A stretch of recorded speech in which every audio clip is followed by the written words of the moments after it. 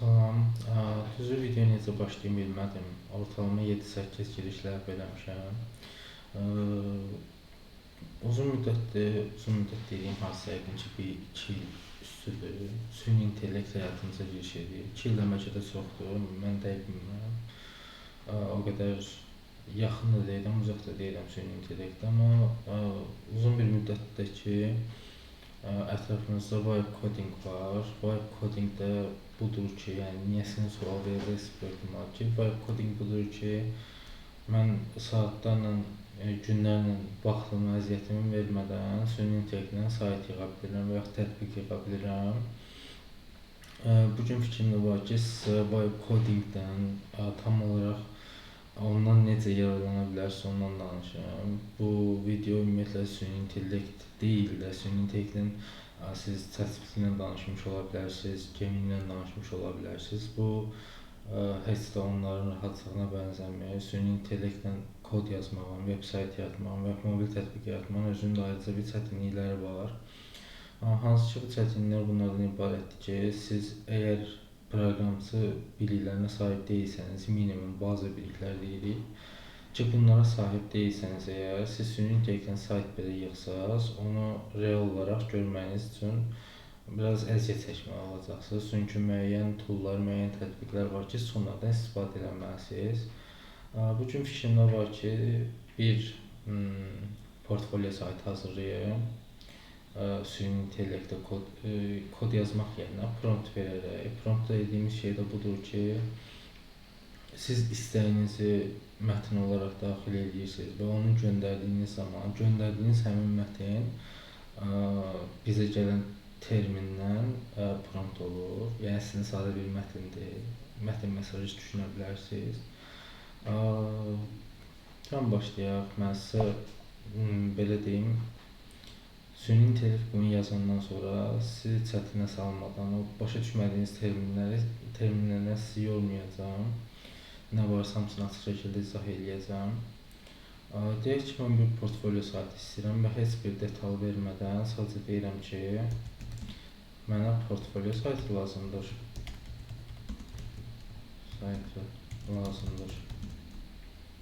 Amma məndən heç bir detal istəməm. Və sahəmi yazıram, deyirəm ki, proqramçıyam. Gözləyirik ki, düşünsün, düşünüb bitirsin. Düşüncələrini ingiliscəsində verir. Bunu hələ də həll edilməmişəm ki, nəyə görə düşünən ingiliscəsində düşünürəm, amma cavab verəndə Azərbaycanca və yaxud da ki, hansı dildə yazsınız, o dildə cavab verir. Yəqin ki, çox da böyük bir sayt yazmayacaq düşündüyüm kimi. Bu saytı indi belə deyək də, müəyyən süni intellektlər var ki, siz onlarda birbaşa sağ tərəfdə hansı məsəl ChatGPT-ni istifadə eləmiş olsaydım, mən indi sağ tərəfdə həmin saytın necə bir dizayn olduğunu görərdim. Amma ChatGPT belə olsa, siz ChatGPT-dən kodu götürəndən sonra ki, buradan kopya elədim, mən götürdüm. Bundan sonrası artıq biraz çətin tərəfinə keçir. Çünki sizə bir neçə tətbiq lazımdır. Birinci tətbiqimiz Visual Studio'dur. Gəlirsiniz buradan, bu sizin üçün deyil. Bu versiyanı məndən indi Mac üçün, indi sizdə hansısa digər platformalar üçün buradan uyğun olana məsləhət görürəm ki, bu düymədən yükləyəsiniz, çünki bunlar biraz daha çox bilik tələb edir. Buradan yükləyirsiniz. Bunu yüklədikdən sonra başqa bir şeyə əsas ehtiyacınız qalmır. Əsas budur. Onda yeni bir fayl qovluq yaradıram, portfolio adında. Həmin qovluğu əlavə edirəm bura. Yəni, əslində bu tətbiqlə açıram. Tətbiqlə açandan sonra bura yeni bir fayl yaratmalıyam. Bura gəlib portfolio yazsam.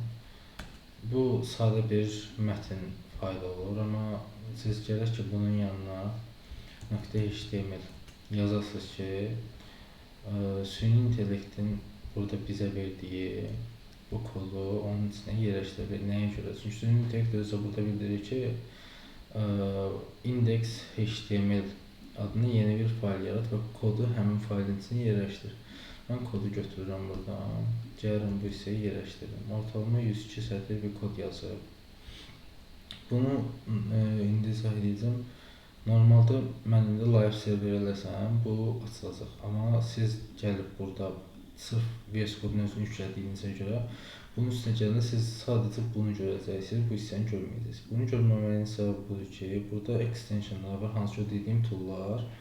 Bu hissədən həmin toolu yükləmək lazımdır. Həmin tool dediyimdə live server tooludur.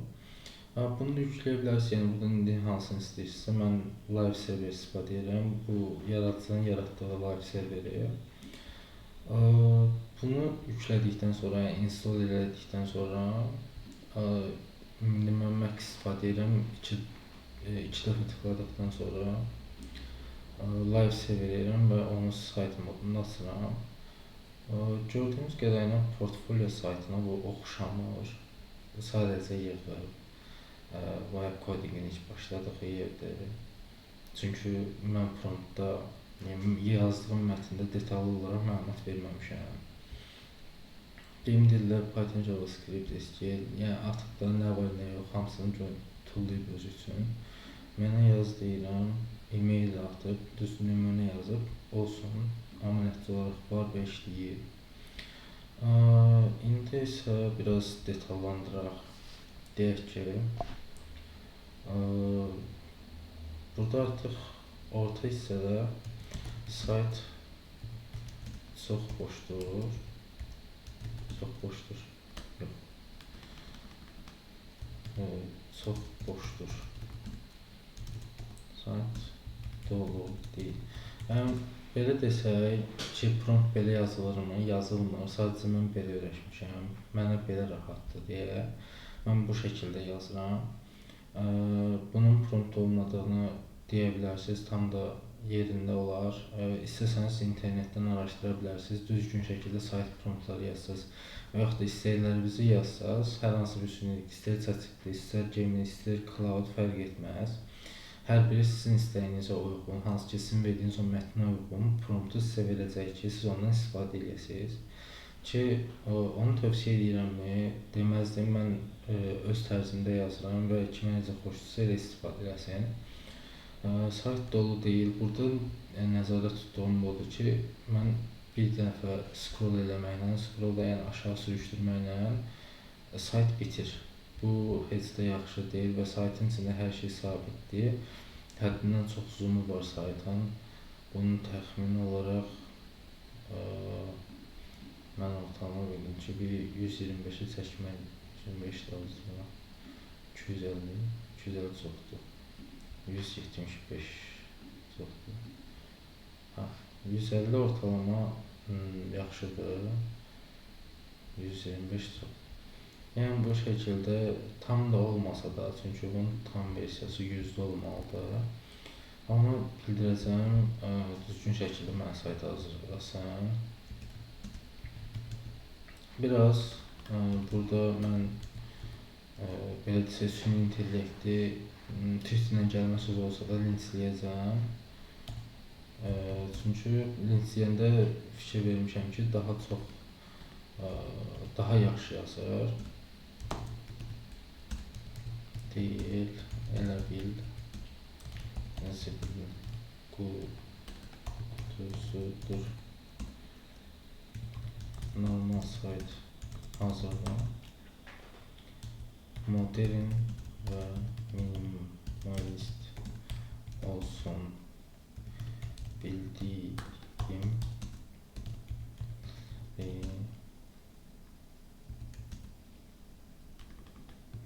toolları, skilllərimi, təhsilimi, hər şeyi əhatə etsin. Mənim ad soyadım yerinə var olmayan bir ad və soyad yaz. Bu səfər düşünürəm ortalama 300-330 sətr civarı gözləntim var maksimum. Çünki web versiyasını istifadə etdiyimiz vaxtı həddindən çox belə deyim, həddindən çox eləyə bilmirik. Müəyyən bir limitimiz var web versiyada, amma əgər ki bunun terminal versiyası var ki, terminal versiyasının bir neçə video sonrasında paylaşacağam. Bəlkə də bu videodan sonra paylaşaram, bilmirəm. Terminal versiyasında istədiyimiz yerdə dəyişiklik etdirə bilirik.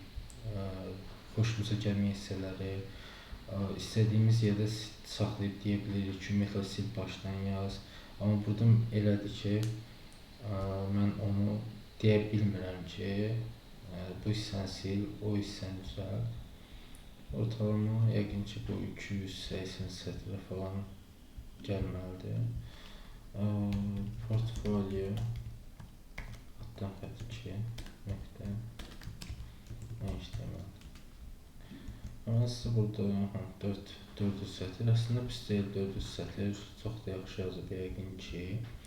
Mən burada sizə HTML nədir, CSS nədir, bundan heç bir dərsini keçməyəcəm. Burada CSS rəngləridir, bu hissə əsas ortada yazılan tekstlərdir.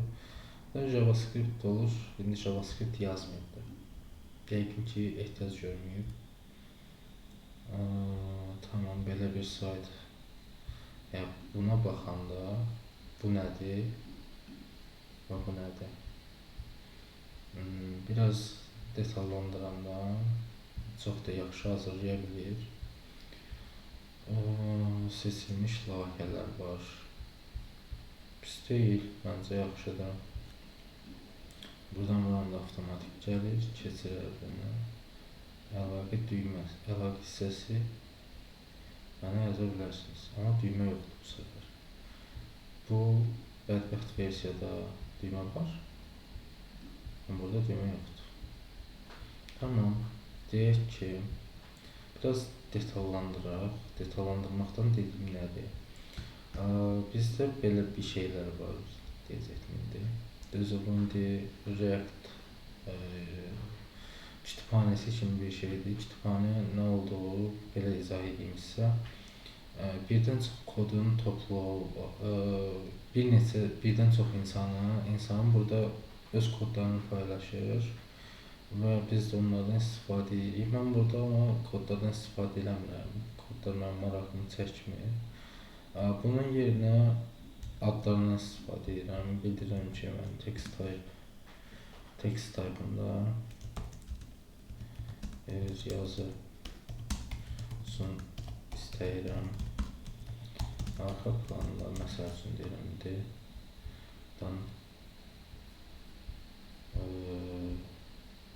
komponent, background deyək ki, bu necə bir şeydir, editor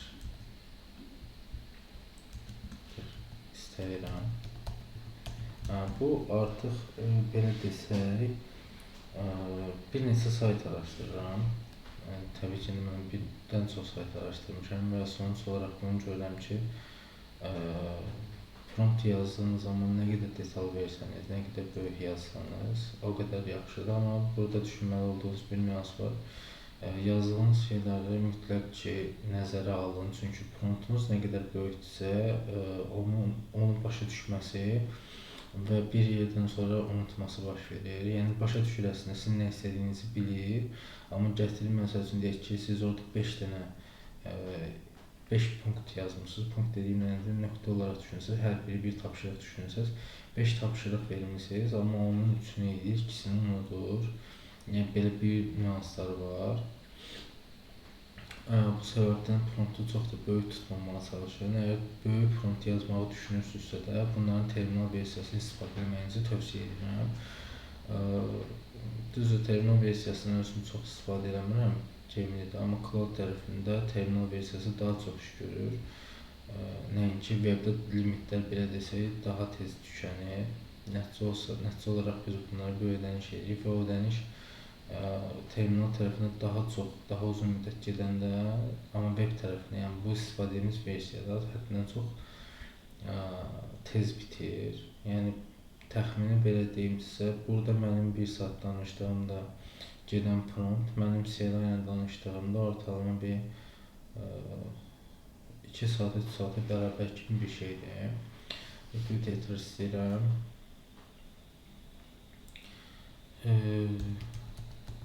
Modernlik biraz artıq olsun. Gridlər belə desək, Instagramdan başa düşə bilərsən rahat. Instagramda kimsə profilinə girəndə siz görürsünüz ki, üçlü, ümumi sətr olaraq üçlüdür, 3 dənə var, amma altı artıq Instagram hesabının sahibi nə qədər paylaşıbsa, o qədər görürsünüz. Biz ona grid deyirik, yəni parçalara bölünmə kimi bir şeydir. Gridlər olsun deyirəm. Gridli bir yapı istifadə eləsin. Biraz türk dilinə qarışıq istifadə edirəm. Bu şəkildə. Hələ ki belə. Baxaq. Birim yenə də bu video nə dərəcədə uğurlu olar bilmirəm. Uğurlu olsa da olmasa da yenə video çəkməyə davam edəcəm.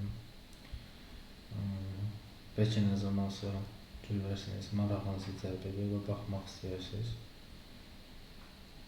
Ultramodel, bir dənə heç nə demirəm, futuristik eləməsin, bu cyberpunk tərzinə daha çox yaxındır süni intellektlər, niyəsə. Ona siz deməsəz ki, modern və yaxud minimalist, deməyən adları var bunların terminlərin. Onları istifadə eləməsəz, niyəsə gedib cyberpunk tərzində çox iyrənc bir dizaynlar edir. Bilmirəm niyəsini, yəni onları eləmi kodlaşdırırlar, heç bir fikrim yoxdur.